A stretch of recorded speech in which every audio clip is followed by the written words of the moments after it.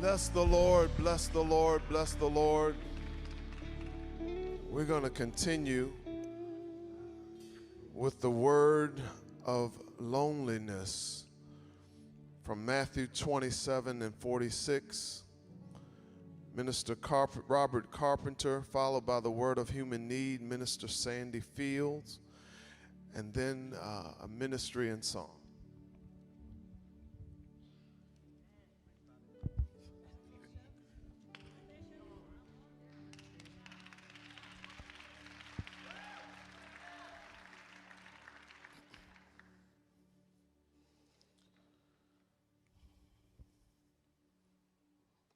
Loneliness.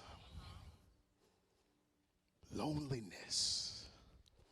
It is a very human emotion and is defined by a feeling of being alone rather than actually being alone. This is what Jesus is experiencing at this very moment. He has two thieves beside him, one on his left and another on his right. He is being gazed upon, laughed at. Ha, ha, ha, aren't you the Messiah? Save yourself. Mocked by the crowd and the centurion soldiers. I mean, he is surrounded, and yet he feels alone. And isn't it amazing how you can be surrounded by friends, surrounded by family, surrounded by loved ones, surrounded being in a room full of people just like this one and still feel all by yourself? He has committed to his assignment. He has been whipped and beaten unrecognizably. He has carried his cross up to Golgotha's hill, and now he is hanging there experiencing the fullness of his assignment. What do I mean by that? He has now taken on the sins of the world, and he is feeling the weight of sin on his shoulders.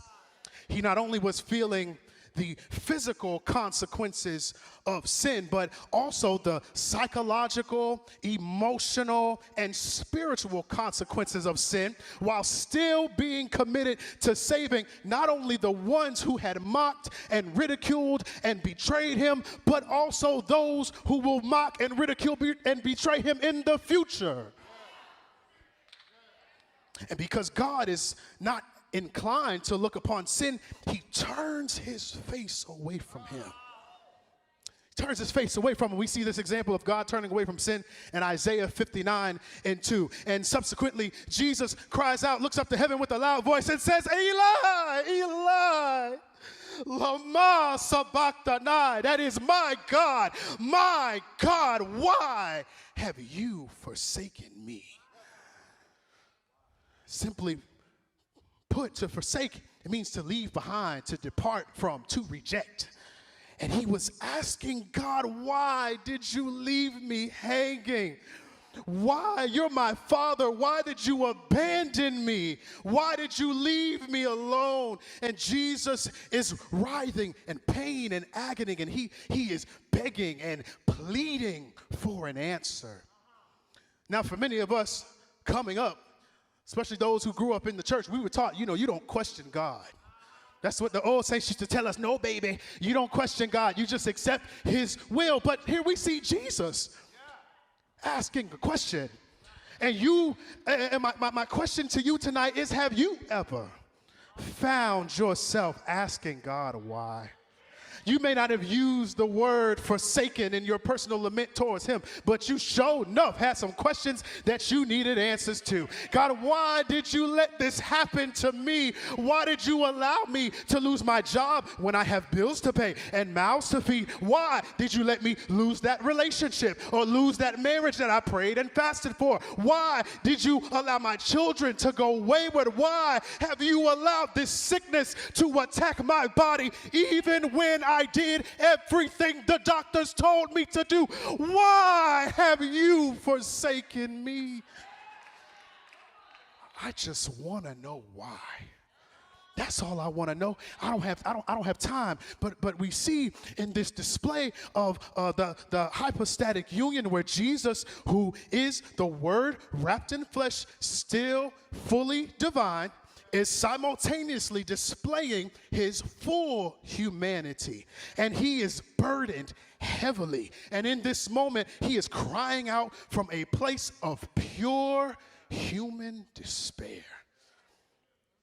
1 Peter 2:24, we see he is taking on the sins of the world, embodying the reality of it, dying a shameful death. And in that moment, as a result, he is feeling left alone.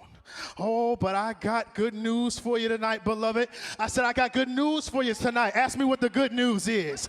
The good news is that your story does not stop at your pain. Your story does not stop at your disappointment. It does not stop at your letdowns or your dreams deferred. That even when you are in your moment of abandonment, you are still in good company.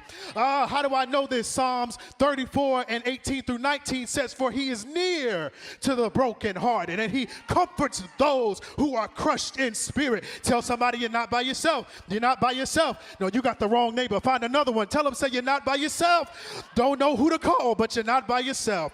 Can't meet up for brunch, but you're not by yourself. Crying all night, but you're not by yourself. And I dare you tonight to change your confession. Your confession is, I am not forsaken, nor am I left alone. I am not an orphan, nor have I been left for dead. Jesus, who is our elder brother, feeling thrown away and cast aside by his own Father, still held on to the blessed hope. The blessed hope, the blessed hope. What is the blessed hope? That there would be a resurrection on the other side of this. Yeah, and when you feel lonely, it's okay to ask God why, but make sure you remind yourself that deliverance is on its way. I wish I had somebody in here. It's too quiet. For the joy that was set before him, he endured the cross, despising the shame. So wipe your tears, dry your eyes, and encourage yourself. For this is just the beginning of something that God is doing that is far greater than what you're experiencing right now. Let me say it one more time. This is just the beginning of what God is doing that is far greater than what you are experiencing right now. And if you believe it, I dare you to clap your hands, open your mouth, and shout never alone.